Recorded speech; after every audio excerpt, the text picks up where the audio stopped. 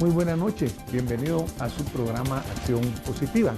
Estamos hoy en el domingo 10 de enero, a 4 días únicamente de que empieza una nueva era en el proceso democrático de Guatemala, ya que el día 14, como ya quedó una tradición, a las 14 horas estará asumiendo el señor presidente electo, licenciado Jimmy Morales, en un nuevo gobierno.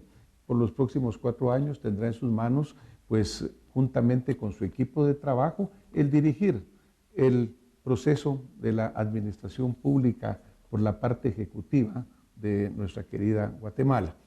Obviamente enfrenta un problema muy importante. Tenemos situaciones que verdaderamente han sido extraordinarias, particularmente en el año 2015, y por lo tanto, pues su gobierno empieza con el buen augurio de una ciudadanía que con su voto acudió a la urna masivamente, en una presencia mayor que en otras elecciones anteriores, y que pues le dio una confianza de que asumiera la presidencia de la República de Guatemala.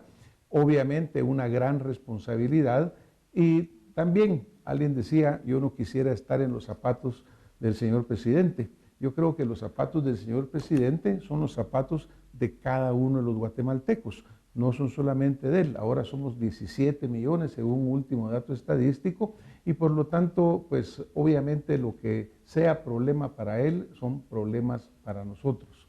Lo que sea bueno para el gobierno de la República es bueno para el pueblo de Guatemala. Pero para hablar sobre este tema, hoy tengo el gusto verdaderamente de que me acompañe el licenciado Edgar Gutiérrez. Bienvenido, licenciado, a nuestro programa. Muchas gracias, doctor. Muy amable por su invitación. A usted por aceptarla, licenciado. El licenciado Gutiérrez es analista político, escritor y economista guatemalteco, especializado en relaciones internacionales. Fue canciller de la República y también titular de la Secretaría de Asuntos Estratégicos. Y actualmente él está como coordinador del Instituto de Problemas Nacionales de la Universidad de San Carlos de Guatemala, IBNUSAC. Antes de entrar a las cámaras le comentaba yo al licenciado y le decía, bueno, pues mire, este cargo que usted tiene es de lo más interesante, porque Problemas Nacionales de Guatemala. Licenciado, bueno, ¿cuál diría usted que son los problemas prioritarios de Guatemala en este momento? Es que el título del instituto es tan amplio, ¿verdad? Que yo le decía una vez a un miembro... Tan amplio como los problemas nuestros. Y tan profundos. Y tan profundos. Le dije una vez a un miembro del Consejo Superior Universitario, qué bueno que no se les ocurrió ponerle de problemas y soluciones nacionales, porque entonces sí sería un quebradero de cabeza. Bueno, este es un país, el nuestro, tan lindo, tan querido, pero tan mal querido a veces también, que ha pasado etapas muy importantes de su historia en las que tuvo que haber hecho tareas. Así como a uno le corresponde hacer tareas en la escuela primaria, en la secundaria, en la universidad, este país, desde que nació a la vida republicana, tuvo que haber cumplido una serie de requisitos y no los cumplió. Entonces fue acumulando expedientes. Muchas tareas quedaron pospuestas o se relegaron a un segundo plano, y hoy día, ya en pleno siglo XXI, cuando las naciones civilizadas están pasando a otro tipo de relación y otro tipo de visión del planeta por el cambio climático, de la conformación y de las relaciones de la sociedad, nosotros todavía venimos lidiando con problemas que no resolvimos, no tratamos adecuadamente en el siglo XIX ni en el siglo XX. Hubo procesos muy importantes que arrancamos a mitad del siglo XX, como el proceso de industrialización por sustitución de importaciones, y en aquel momento, si hubiésemos cumplido la tarea, hubiéramos logrado, antes que los tigres asiáticos, un grado de desarrollo muy notable y de integración de la sociedad también muy importante, sobre todo aprovechando la posición geográfica del país. La geografía, en cambio, se nos convirtió en una maldición, porque nos quedamos en medio del sándwich de las dos grandes potencias, y la Guerra Fría, como se le llama, acá se nos convirtió en una guerra demasiado caliente y dolorosa que hasta hoy día estamos viviendo las consecuencias. Y probablemente tengan que terminar nuestras generaciones para que veamos al otro guatemalteco, al que no piensa como nosotros, o que no tiene el mismo color de nuestra piel o de nuestros ojos, o que no habla nuestro idioma como idioma materno, como que fuéramos nosotros mismos, como parte de una comunidad. Entonces, sí, el elefante es muy grande, pero a mí me decía Monseñor Gerardi, con quien trabajé el proyecto de la recuperación de la memoria histórica, me decía: el error es querer comerse el elefante de un solo bocado. Lo más probable es que uno se va a quedar atorado, se va a asfixiar en el intento. Se puede tratar esa problemática de tantos años y tan compleja, pero poco a poco, paso a paso, con disciplina, con constancia y no abandonando las tareas. Naturalmente, licenciado, que eso que usted dice es muy claro, muy obvio, verdaderamente. Pues qué triste con ver esa realidad de que vivimos en el siglo XIX en muchas cosas, pues no, porque dejamos de hacer, como usted dice, la tarea. Y sin embargo, desafortunadamente, creo que seguimos exactamente igual, porque, pues sin entrar en una crítica o sin entrar en un señalamiento particular, pero a 4 días prácticamente de que un nuevo gobierno tome posesión, no se conoce un plan de trabajo real, no hay una visión de nación de lo que va a suceder. Como usted comentábamos hace un momento, que eso es lo que se ha repetido cada 4 años. Habrá presidentes que han hecho buenas acciones, otros que no, otros que han tratado, pero cualquier cosa que pasa, los siguientes 4 años borran algunas de las cosas buenas que se han hecho. ¿Cómo hacemos para superar entonces verdaderamente y para empezar con pasos sólidos y con pasos perseverantes hacia un plan de 20 años, 25 años? Cuando hablamos de educar, no educamos en una generación, educamos en 2, 3 generaciones. Cuando hablamos de recuperar el sistema de salud pública en Guatemala, por ejemplo, prácticamente hay que darle una vuelta completa a este sistema. Tenemos que recuperar la medicina primaria, pero igual es algo que no requiere 4 años, requiere probablemente 20 años. ¿En qué manos estará la responsabilidad verdaderamente de elaborar un plan real, concreto, lógico y factible con visión de país? Mire, le voy a responder de esta manera. Cuando a las comunidades primitivas o ya en procesos de evolución se les ocurrió inventar un Estado, porque el Estado no es una cosa divina, es una invención del hombre, por una necesidad. Necesitaban unas ciertas personas que permanentemente administraran los recursos que generaba la sociedad o la comunidad para velar por su seguridad, principalmente. Luego vinieron sumándose una serie de necesidades más, la salud, la educación, hasta constituir los estados modernos que hoy tenemos.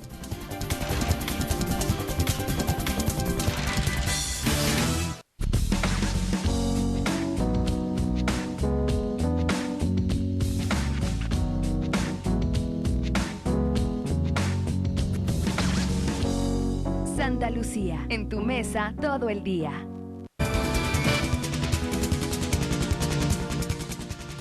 Luego vinieron sumándose una serie de necesidades más, la salud, la educación, hasta constituir los estados modernos que hoy tenemos. En efecto, nuestro Estado ha fallado en eso.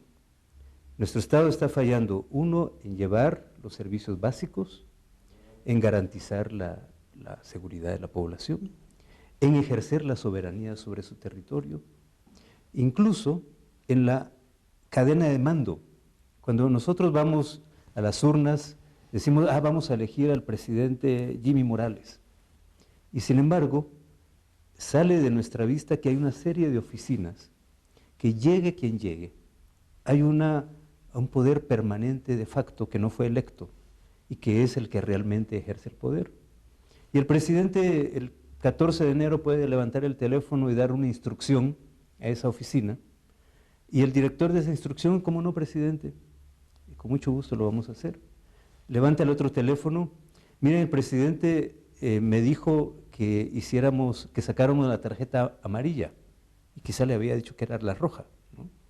Entonces hay una fragmentación, una suerte de feudalización del propio Estado, del propio aparato estatal. Y lo que rebalsó el vaso el año pasado fue que la población percibió que el crimen había llegado a controlar abiertamente, legalmente, las instituciones estatales. Entonces, ¿qué pasa? Siempre hemos criticado al Estado por la corrupción, porque se mete demasiado en la vida de la gente, pero ahora vimos los riesgos enormes de no tener Estado, ¿verdad? Si no tenemos Estado, la sociedad se fragmenta, la nación se diluye, y eso es un riesgo enorme. El 2015 va a pasar a la historia, esperemos, como un año en el que ocurrió una revolución ciudadana, que fue una revolución de conciencias, porque más allá de cambiar la mirada sobre nuestro Estado, sobre nuestro país, no, volteamos a ver, no cambió nada. El sistema sigue igual, ¿verdad? Las instituciones lo mismo, el sistema sigue trabajando con sus mismas falencias de toda la vida. Pero una vez que cambia la conciencia ciudadana, esperemos cambios mucho mayores. Y uno de esos cambios tiene que ser ese. Nosotros los guatemaltecos, y aquí nos cabe, nadie puede ser tan poderoso ni tan grande para decir lo puedo yo solo, ni nadie es tan pequeño ni tan débil para no participar. Nos corresponde ponernos de acuerdo sobre 2 o 3 cosas. Asumamos que aquí en Guatemala nadie puede perder la vida arbitrariamente. Pongámonos de acuerdo en eso. Y si alguien lo hace, va a haber un castigo, el que lo provocó. Aquí en este país es intolerable que niños mueran de hambre o que se les mutile su proyecto de vida por una mala nutrición. Nadie se puede quedar fuera de las escuelas. Entonces pongámonos de acuerdo 2 o 3 cosas. Eso es el plan de nación. Lo demás, las tareas más complejas vendrán más adelante. Pero esas tareas básicas, sobre las cuales nunca logramos ponernos de acuerdo, es momento que lo hagamos ya. Y no importa el gobierno o la administración que llegue, o el ministro que asuma, tiene un mandato. Y ahí no hay, clarísimo, y no hay por dónde perderse. ¿Cómo llegar a hacer esto, verdad, licenciado? Porque obviamente yo creo que la primavera, digamos, que se dio en Guatemala en el 2015, que empieza en abril, y todo el mundo decía, no, este sábado llegaron, pero el siguiente van a ver que no llegan, ¿verdad? Pues afortunadamente fue al revés, esa se mantuvo la presencia, se mantuvo la presión ciudadana, el desencanto también, porque usted bien señala, a pesar de que cambió, parece que nada cambió, el famoso gatopardismo, ¿no? Sí. Que no ha cambiado nada en la verdadera esencia. Entonces, claro, que nos sacude constantemente la CICIG, por ejemplo, con estas situaciones que se han venido dando, el caso de la línea, recientemente el caso de los militares que han sido llevados y que vuelve a estremecer a una sociedad, diría yo, confrontada, dividida, tal vez lo vamos a tocar en adelante. Pero en medio de esto, usted dice, tenemos que convocar y tenemos que llegar a tener esa visión de país en conjunto. Pero me parece que esto no va a salir de un ejecutivo que llega sin planes, no va a salir probablemente de un legislativo que realmente no ha encontrado su rumbo y sigue siendo no representativo, que sigue siendo llegando no a representar al pueblo, sino que a ver sus intereses, e incluso un sistema judicial que tampoco termina de cumplir por múltiples razones. Yo creo que vuelve a caer la pelota en el lado del ciudadano, pero iremos a tener la verdadera consistencia los ciudadanos para exigir que esos 3 organismos del Estado, ese Estado de Derecho que queremos suceda y que de ahí salga ese plan de 20, 25 años para que no importa el ministro que llegue, no importa el presidente que llegue, tengamos ese niño o tenga seguro que en 20 años va a tener educación, va a tener salud, va a tener oportunidad. Porque la desigualdad en Guatemala, somos de los países más desiguales en el mundo. Sí. Vemos que la pobreza no bajó, aumentó. Sí. Hubo un famoso programa de hambre cero y el hambre y la desnutrición siguen iguales. Entonces, a pesar de miles de millones gastados en publicidad, gastados en supuestos planes, no ha sucedido nada. ¿Cree entonces usted que la pelota está del lado del ciudadano? ¿Y cómo convocamos a usted que nos está viendo, nos está escuchando, a que no se pierda la llama esa que se encendió en abril, que se mantenga, pero que se organice? Mire, yo soy optimista y le voy a decir por qué soy optimista. Porque yo estaba viendo que estábamos encaminándonos hacia el abismo. Y para mí un futuro no deseado para los guatemaltecos son los estados fallidos, los llamados estados fallidos.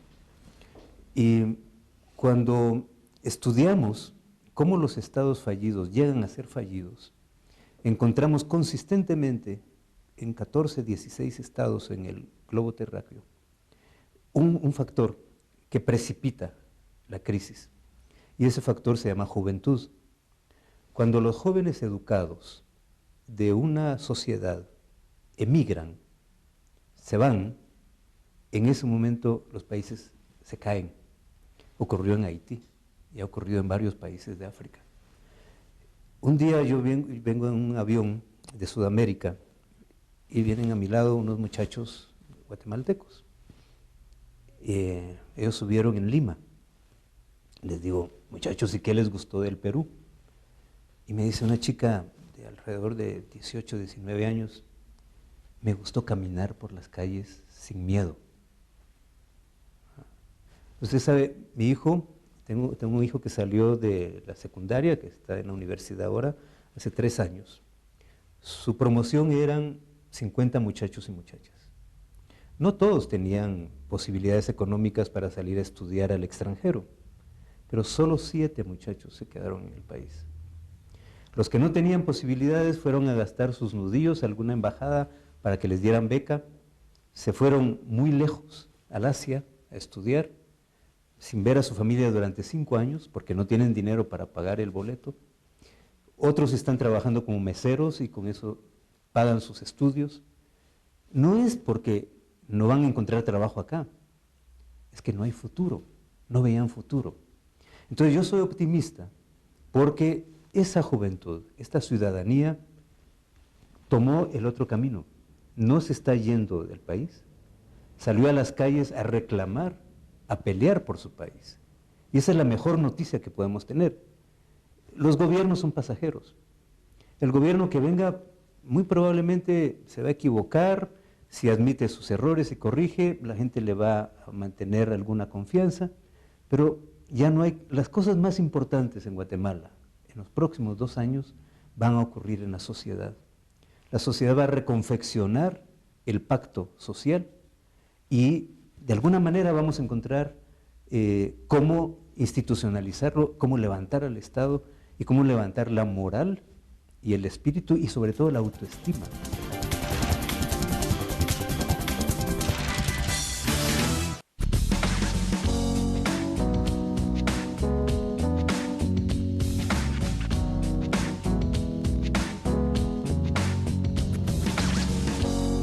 Santa Lucía, en tu mesa todo el día. Cómo institucionalizarlo, cómo levantar al Estado y cómo levantar la moral y el espíritu y sobre todo la autoestima de los guatemaltecos. Yo creo que eso va a ser fundamental, ¿verdad, licenciado? Porque es la única mina en la cual yo encuentro la beta que tiene la capacidad de recobrar a la patria. Desafortunadamente hablábamos también con usted un poco antes de que los gobiernos se han deformado. El servidor público acá, tradicionalmente lo que llegaba, no todos, porque no podemos generalizar, sería malo, han habido excelentes servidores públicos, pero si vamos a la inmensa mayoría, miran al gobierno como un botín. Entonces, obviamente, probablemente, algunos de los que están pensando en asumir en próximos días, también lo está viendo como un botín. Y ese botín, pues obviamente se logra a expensas de la pobreza del pueblo. Porque cuando nosotros hablamos y vemos de que, mire, es que no alcanza dinero para las escuelas, que no alcanza dinero para nada, pero vemos que, bueno, se robaron no sé cuánto en mochilas escolares. Cuando vemos que no hay medicina, pero se roban millones en el precio de la medicina. Entonces, se le está robando verdaderamente al pueblo todo esto. Me llamó la atención lo que usted hablaba sobre la juventud y sobre la oportunidad, porque realmente qué es lo que... Yo admiro mucho a los migrantes, le cuento, porque eso de dejarle el hogar, eso de irse a otro lado, eso de irse cruzando áreas que ni desconocidas y expuesto a todos riesgos, requiere un gran valor. Y le quiero decir una cosa, no emigran ni los más pobres ni los más ricos. Emigran los que están en una franja entre clase media baja y clase media. Y emigran porque van a buscar la vida a otra parte. Claro, porque van a buscar una oportunidad que va desde económica hasta, como usted dice, la tranquilidad y la seguridad. Nos trae rápidamente un puntito que vamos a tocar muy rápido, que es esto del salario diferenciado ahorita que se menciona para 4 comunidades. En realidad, ¿cómo visualiza usted que exista esa oportunidad, entre comillas, de ganar menos? Mire, yo estoy en desacuerdo. Estoy en desacuerdo porque nos dimos un pacto, ¿verdad? Siempre nos estamos quejando de la Constitución. Pero la Constitución habla de un salario mínimo y de un mecanismo para establecer el salario mínimo. Y eso es a través de un código laboral y ahí están establecidos los procedimientos. Además, bueno, Guatemala no es una isla sola en el mundo. Guatemala ha adquirido compromisos con la Organización Internacional del Trabajo. Y un compromiso es no vulnerar los derechos adquiridos de los trabajadores. Y ha adquirido también compromisos más recientes, como el Tratado de Libre Comercio con los Estados Unidos, que contiene un capítulo sobre temas laborales, el capítulo 16, y los 2 primeros incisos de ese capítulo hablan, uno, de jamás rebajar las condiciones laborales, los derechos laborales mínimos de los trabajadores, y al contrario, de fortalecerlos.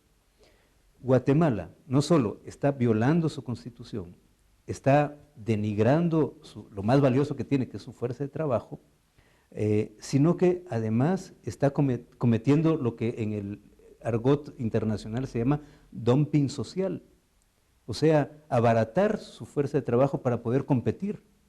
Y eso ya no se admite en el mundo de hoy. Bueno, y ya ve pues que obviamente estas empresas maquila, capitales golondrina, ¿no? Que de repente hoy el salario mínimo aquí es el más bajo, pero mañana es en el país vecino, se van para allá. Obviamente no es la inversión que nos interesa traer, ¿verdad? No es la inversión que nos interesa traer, pero además le digo una cosa. En 1989 se emitió una ley de la maquila. Bueno, estuvo bien, había que atraer capitales, darles incentivos, pero hoy día tenemos una gran cantidad de empresas que no son maquilas y que se adhirieron a esa ley. Mañana, si este tema del salario mínimo pasara, yo le aseguro que muchas empresas van a inscribirse a Guastatoya, a Mazagua, no van a operar ahí, pero van a tener su razón social ahí y van a estar operando donde no está vigente, se supone, el salario diferenciado. Claro, para gozar de este privilegio. Pero finalmente, cuando usted compra el producto que se hace en un país de maquila, será Bangladesh, será Guatemala, será Tailandia o será lo que sea, cuando usted lo compra en Estados Unidos, que es donde se vende normalmente, va a tener un precio igual de alto, no importa qué salario le pagaron al trabajador que lo hizo. Es decir, yo creo que ahí la cadena está mal, porque los guatemaltecos tenemos que buscar oportunidad para la gente que tenga trabajo, 100%, ese es el esfuerzo, pero no con inversiones en industrias que se basan solamente en pagar lo menos posible. Bueno, muchos defienden el salario diferenciado diciendo es que la gente gana menos, es que la gente está en la informalidad. Sí, tenemos una realidad tremenda, el 70% de la fuerza laboral está en la informalidad, superviviendo, pero estas no son las salidas. Y tampoco es el origen, porque la informalidad en parte también está dada por la misma estructura del gobierno en su parte de impuestos, en su parte de servicios, porque nadie mira una ventaja en pasarse a la formalidad porque no hay un atractivo para que esto se haga, ¿no? No sucede. Otra pregunta rápida, licenciado, porque desafortunadamente vamos saliendo. Parte de los problemas de una nación es cuando es una nación dividida. Desafortunadamente, algunos de los hechos que pasan en Guatemala, algunos de los hechos recientes, no están tendiendo a fortalecernos como nación, sino que a dividir a la sociedad. Yo sé que habrá razones de un lado y del otro, pero no deberíamos de buscar nosotros en alguna forma, buscar conciliar a nuestra sociedad y no seguirla enfrentando. Enteramente de acuerdo. Y la pregunta es ¿cómo? ¿Verdad? Claro. Aquí en Guatemala hubo dos aproximaciones a conocer la verdad del conflicto armado interno. Y yo creo que no tomamos el mejor ejemplo. El mejor ejemplo probablemente en el mundo es Sudáfrica. ¿Qué hizo Sudáfrica? Pero eso fue un acuerdo primero, dentro del desacuerdo. El acuerdo fue aquellos que tuviesen responsabilidades en hechos atroces, en crímenes contra la humanidad, si se ponían frente a una cámara y públicamente reconocían sus faltas, sus errores, sus excesos, iban a tener amnistía, pero tenían que reconocerlo para tener el perdón, ¿verdad? Negando la realidad no llegamos a ningún lado. Y Sudáfrica es un país, es una potencia mundial, ha caminado sobre la reconciliación, no solo de una guerra tremenda que los dividió, sino también una guerra hasta con tintes raciales. Si ellos lo hicieron, ¿por qué no nosotros? Claro, y sobre todo desde el punto de vista, licenciado, de que yo veo, mire, Guatemala es un país, diría yo, dividido, es un país en el cual ya tenemos la riqueza, por un lado, de ser multiétnica, de ser multilingüe, ¿no? Que es una riqueza realmente. Por otro lado, si lo vemos técnicamente, obviamente causa mayores retos y mayores problemas. Tenemos aquí la educación bilingüe, no se cumple necesariamente la educación bilingüe, es decir, ya tenemos suficientes mezclas en nuestra fórmula que, aunque la enriquecen, también la hacen más difícil de acrisolarse, por así decirlo. Entonces yo sí creo que es fundamental que nosotros como sociedad busquemos estar juntos, tener una visión de país, tener una sola identidad, ¿verdad? El guatemalteco cuando está afuera creo que es el que más añora el regresar a su Guatemala. A veces los que estamos aquí adentro no estamos tan así, pero los que están afuera sí lo están. Se enciende el nacionalismo. Sí, diría el nacionalismo ha sido señalado de bueno, de malo, los excesos siempre son malos en absolutamente de nacionalismo todo. como valor, ¿verdad? Como identidad, como arraigo. Si no hay nacionalismo no hay historia. Como reconocimiento de que venimos de un lugar común. Y que tenemos el orgullo de traer raíces mayas, de traer raíces pues, propias, las raíces que han venido europeas, en fin, pero que todo esto se junta en un solo país. Licenciado, desafortunadamente aquí el tiempo en la televisión nos va volando, ¿verdad? ¿Cuál quisiera dejar usted como el mensaje más importante que en este momento, a 4 días de inicio de un nuevo gobierno, usted quisiera dejarle a nuestros gente que nos está viendo en este programa? Estamos, sí, efectivamente a las puertas de un cambio de gobierno. Es un acto muy importante en la vida de una sociedad. Hay esperanzas, ¿verdad? Claro que hay dudas porque no sabemos cuál es la carta de ruta de este nuevo capitán que toma el barco. No sabemos a dónde nos va a llevar en estas aguas tan agitadas, pero si a mí me tocase dar un consejo, una sugerencia al presidente que va a asumir, es la gente le va a perdonar muchas cosas, inexperiencia, desconocimiento, que se equivoque, que haya hecho un mal diagnóstico, que haya seleccionado mal equipo, probablemente, pero no le va a perdonar si cae en las prácticas corruptas que ya se rechazaron en las calles a viva voz. Si el presidente oye denuncias y hace oídos sordos, si hay manifestaciones de tolerancia y menos de participación, la luna de miel se acabó. Excelente, licenciado. Pues mire, muchísimas gracias por este mensaje. Creo que es un mensaje muy importante, refleja lo que el pueblo de Guatemala piensa verdaderamente. Así que, bueno, le agradecemos que haya compartido esta noche con nosotros sus experiencias. Será un gusto verlo acá nuevamente en cualquier momento para seguir analizando. Gracias a ustedes por habernos acompañado y nos vemos en nuestro próximo programa la otra semana, ya con un nuevo presidente y un nuevo ejecutivo. Buenas noches.